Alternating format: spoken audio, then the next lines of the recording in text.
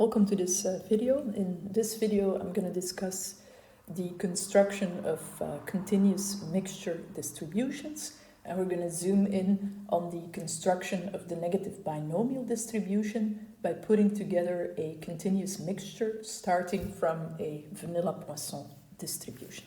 So the focus in this video is on a count random variable n, which follows a probability function which is specified by a certain parameter or a vector of parameters, here denoted with xi, right? So that's our parameter, and we're going to assume, to put this continuous mixture together, that this xi is taken from a continuous distribution, which we will specify further on.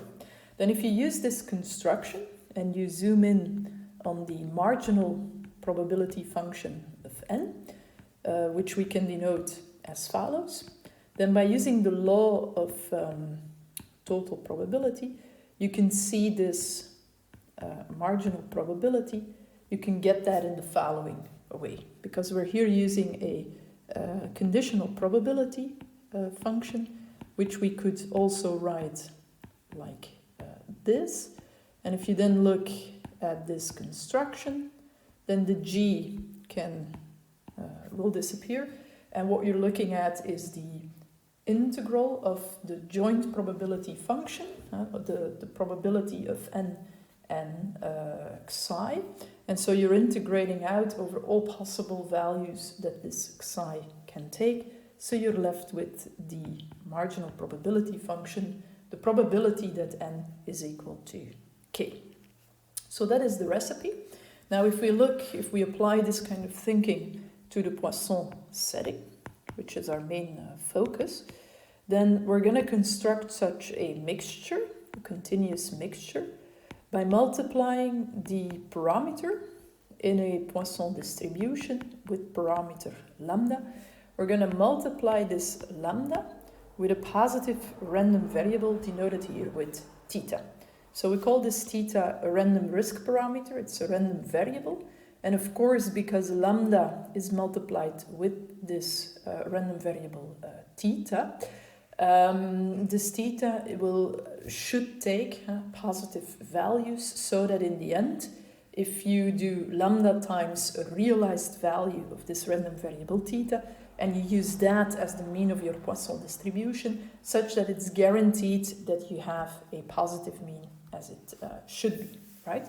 So this lambda is a random risk parameter, random risk variable, and it has to be positive.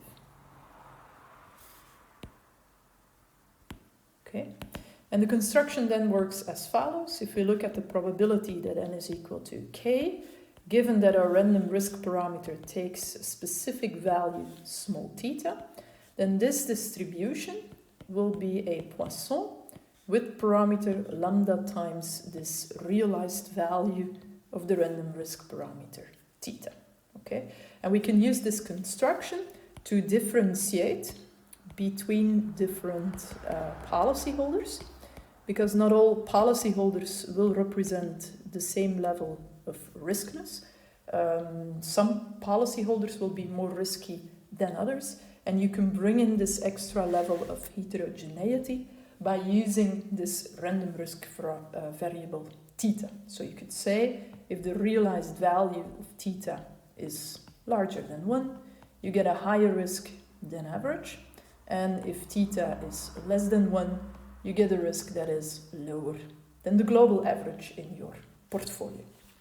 So that is our construction, and now we want to look a bit more closely into the resulting conditional distribution. So we're going to say, what is the probability that n is equal to k, given that our random risk variable theta takes the realized value small theta. So I can denote this as follows. This becomes a Poisson, where the parameter lambda is now multiplied with this realized value small theta of the random risk parameter. So we can denote this as a Poisson with parameter lambda times theta. That's the recipe. That's how we apply this idea of continuous mixing in the Poisson setting. So what we're going to do now is, first of all, think about how to calculate the marginal distribution for n.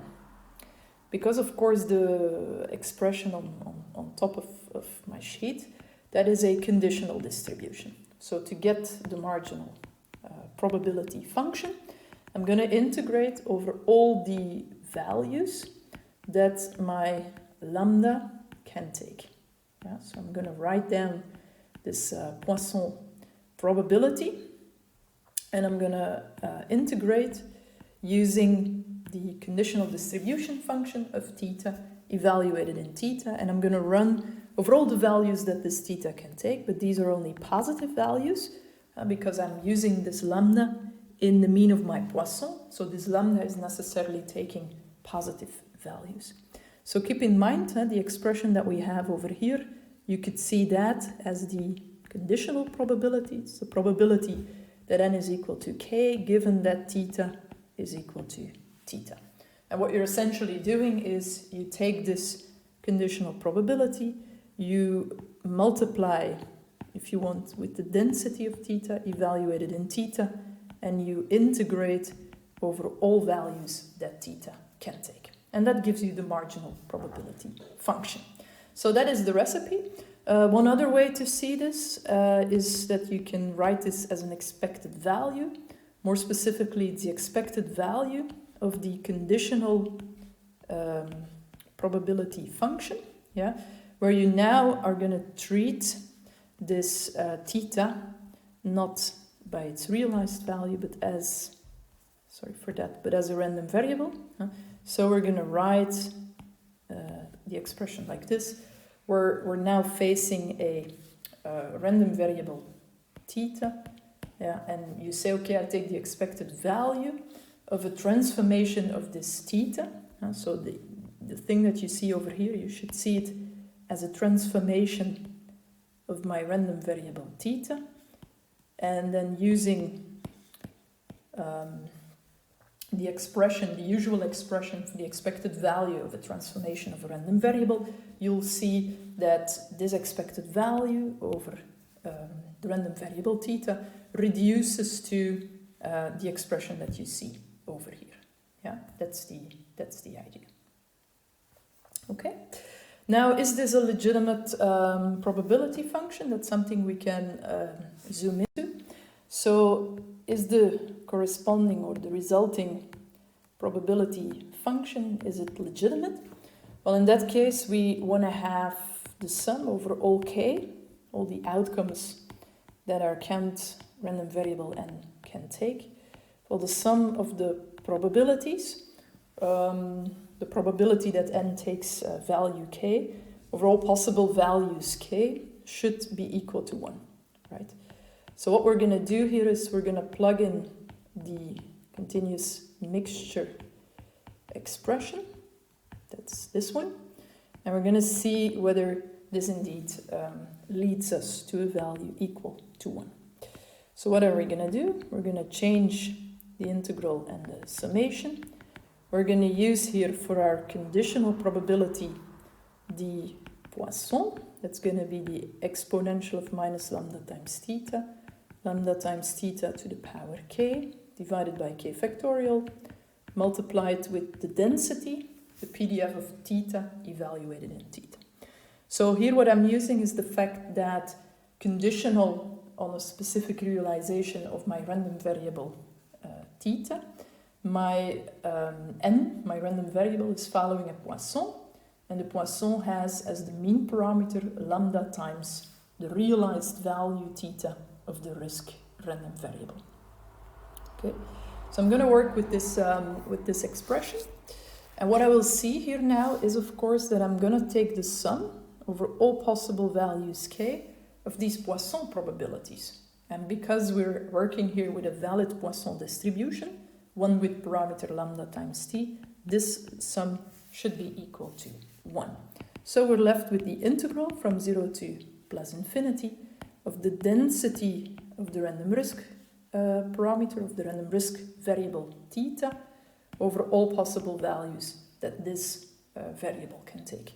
And because theta is a random variable with a legitimate PDF, this integral should be equal to 1. So this is indeed a legitimate construction to come up with a probability function. That's the idea of continuous mixing. Now we're going to do one specific example, and that is, what if we mix our Poisson, right? What if we mix our Poisson with a parameter lambda? We're going to mix it. Let's say we're mixing this with a random risk variable theta following a gamma distribution with the two parameters in this gamma distribution equal to each other. Now that means that the density for my random risk parameter can be written like this. Voilà. So this would be something you would have to look up in a book on or on Wikipedia to find the specification of the probability density function of this gamma. And the reason why we pick these two parameters equal to each other is then because our random variable theta then has expected value equal to 1. And that's interesting because that means if you pick a random policyholder from your model, you would assume that on average his corresponding risk random variable is equal to 1, so that his expected value for n, which we could then write by the law of the iterative expectation, this one can be written as follows. So that is equal to lambda. So that's the global average in my portfolio. That's my original lambda. So what did I do here? This is the Tower rule. And here I'm using the fact that n given theta is following a Poisson with parameter lambda times theta. So the mean is then lambda times theta. And here I'm using the fact that my random risk variable theta is having mean equal to 1. So that's the reason why I put it together like this. And now I will be thinking about how to come up with the resulting probability function. So here I'm going to use the same recipe or construction as discussed before. Put it together like this. And now I'm going to plug in the relevant expression. So I'm going to use the probability function of a Poisson. And I'm going to combine it with this density here. And this density, that is my gamma density, where the two parameters used in the gamma density are equal to each other. So this is the expression I will have to work with. I can put everything that is not depending on theta. I can put it in front, so I'll get expression like this.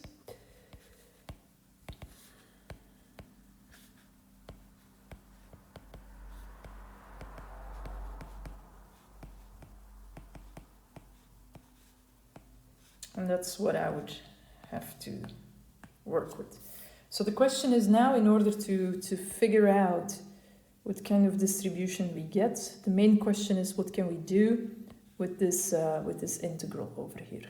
So how can we simplify this integral expression?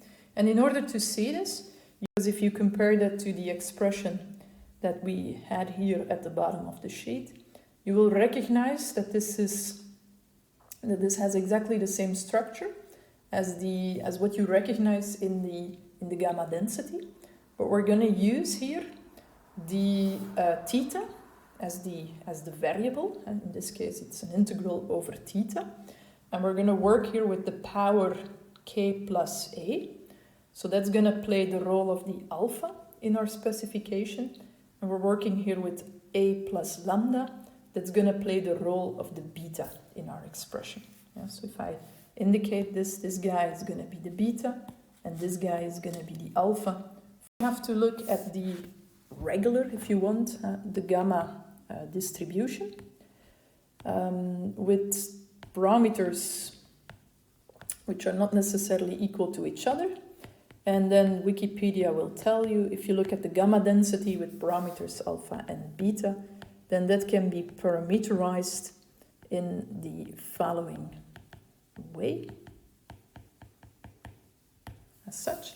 So that also means that if you take the integral of this thing, and if you take the integral over x, let's do it like this, take the integral over x, then that should be equal to 1, because this is a legitimate probability density function. But that also gives us at the same time an expression for this integral of x to the power alpha minus 1 times the exponential of minus x times beta, integrated over all possible values that x can take. Because that integral should then be equal to the inverse of the expression that you find over here, to make sure that the total integral that you see over here integrates to 1. So this is the trick, if you want, that we're going to apply. This is the reasoning we're going to apply, the expression that you see over here.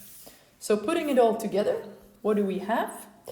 We continue with our expression for the density of n, for the probability function of n evaluated in k, and we eventually find the resulting expression, lambda to the power k, and then we have gamma of a plus k divided by a plus lambda to the power k plus a. And if I rewrite this expression a little bit, I'll get the gamma function evaluated in a plus k. I'll divide by the gamma function evaluated in a, multiplied with k factorial, and I'm going to use a divided by a plus lambda to the power a, and then lambda divided by a plus lambda to the power k. And the reason why I can do that is because I have this a to the power a over here. I've got the lambda to the power k, and here I've got the a plus lambda to the power k plus a, so I'm going to split that in power a and power k. And that's what we wanted to achieve, but because this new density is known as the negative binomial distribution. So that is what we wanted to demonstrate. This is a negative binomial distribution with as the parameters lambda and a. And this negative binomial distribution, it's a more flexible count distribution than our original Poisson distribution. That's logic because it's using two parameters, whereas the Poisson is only using one parameter, lambda. And also remember, the Poisson was a distribution that is equidispersed. So if you would compare this to a Poisson with parameter lambda for n, then you know that the expected value and the variance of n are both equal to lambda. Now let's figure out what the expected value and the variance of this negative binomial would look like. And then you will see that also from that perspective, this negative binomial brings in more or captures different behavior in empirical data than the Poisson will do. So if we start from the expected value for n, we can again use the tower rule, because the n is now following a so-called mixed Poisson distribution with parameters lambda and theta, where we know that the theta is from a gamma with parameters a and a. Yeah. So my n, if I apply this tower rule, what do I get? I get the expected value of lambda times theta.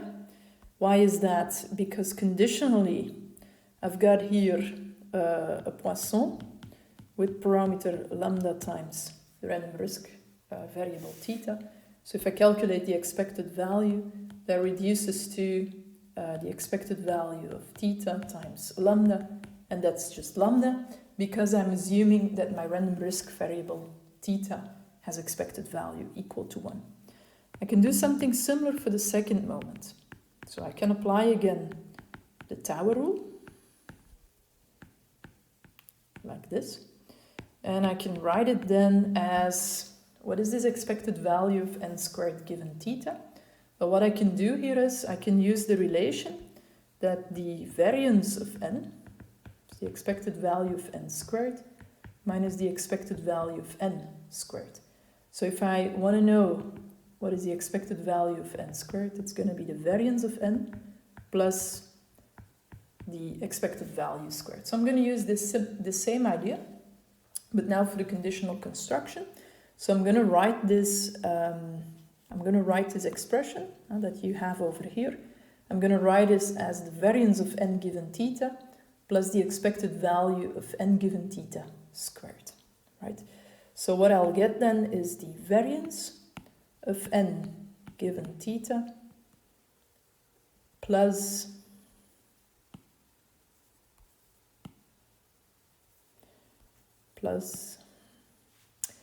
the expected value of n given theta squared, like this, right?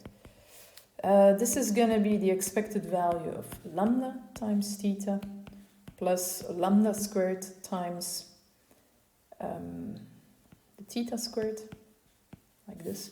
And this outer expected value is an expected value over the random risk parameter theta, right? So that reduces to lambda times expected value of theta plus lambda squared times expected value of theta squared. Putting it all together, I'll get for the variance of n the expression at the bottom,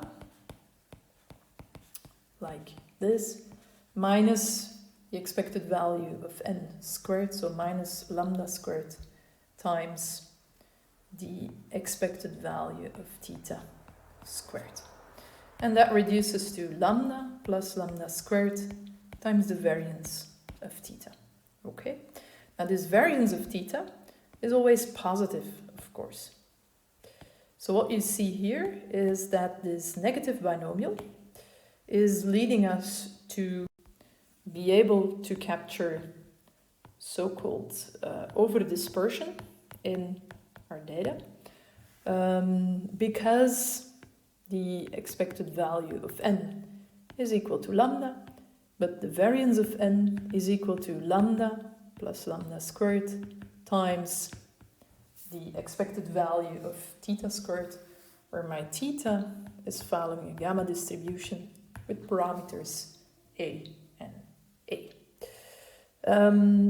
So what you see here is that the expected value is always going to be less than the variance, and we say that this allows for overdispersion.